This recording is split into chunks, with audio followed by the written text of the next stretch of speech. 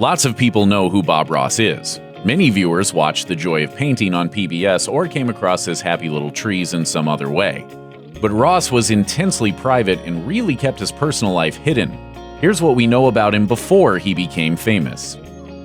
We'll get this one out of the way right up front so that you'll have some time to recover. Bob Ross did not have a natural afro. It was actually a perm. In truth, his hair was naturally straight. He initially devised his now iconic hairstyle as a cost-cutting measure.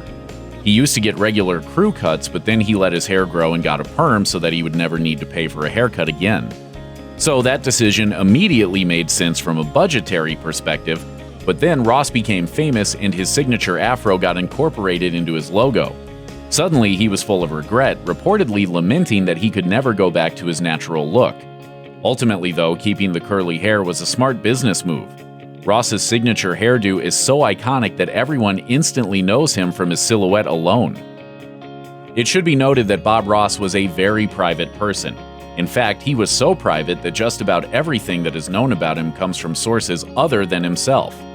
Even the authors who wrote the book Happy Clouds, Happy Trees, The Bob Ross Phenomenon, had to include a disclaimer that they weren't entirely sure what they were talking about.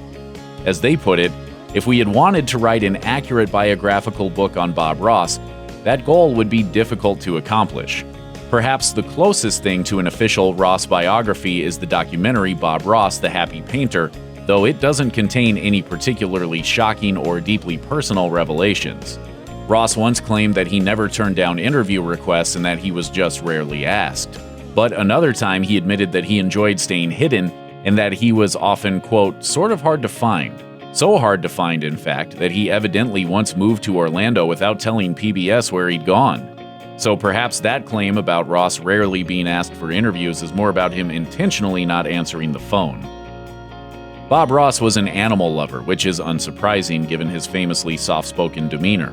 In fact, it would make perfect sense if one day some archival footage were to surface featuring him skipping through the forest surrounded by chirping birds and baby animals. His affection for all creatures, great and happy, dates all the way back to his childhood.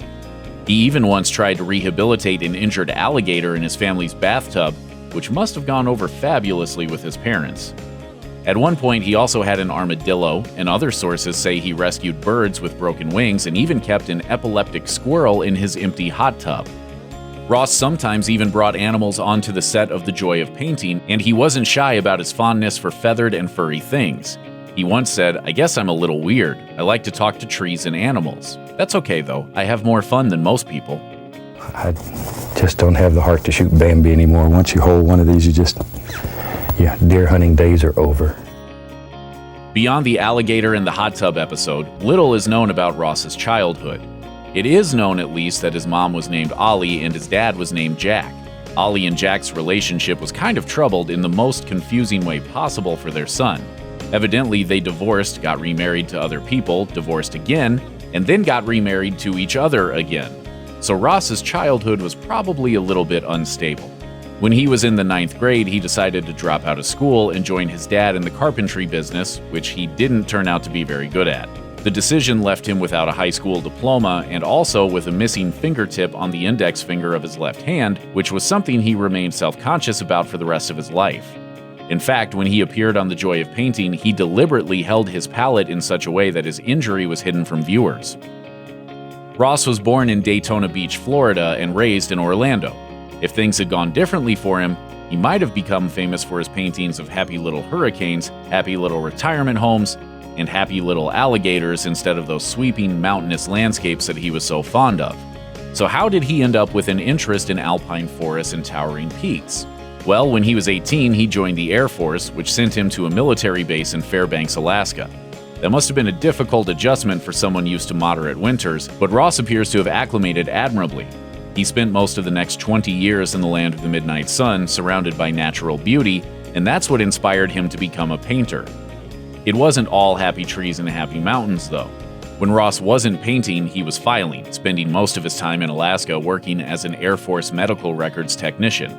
He always spoke fondly of Alaska, even after he left. He also had a sense of humor about the place and the circumstances that brought him there, once saying, "My favorite uncle asked me if I wanted to go there, Uncle Sam. He said if you don't go, you're going to jail." That is how Uncle Sam asks you. Despite his gentle reputation, Ross was known to some by the nickname Bust 'em Up Bobby. It turns out that while he was in the Air Force, he had a bit of a reputation as a person of temper. The Bob Ross most people know was famous for his quiet, soothing tone, so it's hard to imagine he could have ever raised his voice. But in one of the few interviews he gave over the course of his career, he admitted that yelling had been a part of the job description. He explained, "I was the guy who makes you scrub the latrine, the guy who makes you make your bed, the guy who screams at you for being late to work. The job requires you to be a mean, tough person, and I was fed up with it. I promised myself that if I ever got away from it, it wasn't going to be that way anymore." Ross remained in the Air Force for 20 years and eventually reached the rank of Master Sergeant. And when he finally left the service, he seems to have kept his promise to himself. Over and over again I say, we don't make mistakes, we have happy accidents. So today, let's have a happy accident and see what we can make out of it. Ross wasn't an artist when he got to Alaska. Most sources seem to agree that he got his start at the Anchorage USO Club, where he took an art class. He became hooked and eagerly sought out more classes, but he disagreed with the teaching styles of a lot of his instructors. He told the New York Times in 1991, "The schools I went to, the professors were mostly into abstract, talking all about color theory and composition. They'd tell you what makes a tree, but they wouldn't tell you how to paint a tree." Ross didn't really hide his disdain for abstract art, and once even went so far as to diss Jackson Pollock's abstract expressionism. As he put it, "If I paint something, I don't want to have to explain what it is." Everything changed when Ross learned the wet-on-wet method that he would later become famous for. He took one class and went crazy for it, and he soon knew that was what he wanted to do. After Ross learned to create a painting faster than most people can get ready for work in the morning, he started to see the business potential of his hobby. He once explained, "I developed ways of painting extremely fast. I used to go home at lunch and do a couple while I had my sandwich. I'd take them back that afternoon and sell them." So evidently, he was not just a prolific painter, he was also a sales and marketing genius. At that point, he realized that he could earn more money as an artist than he did in the military, so off he went in pursuit of his dream.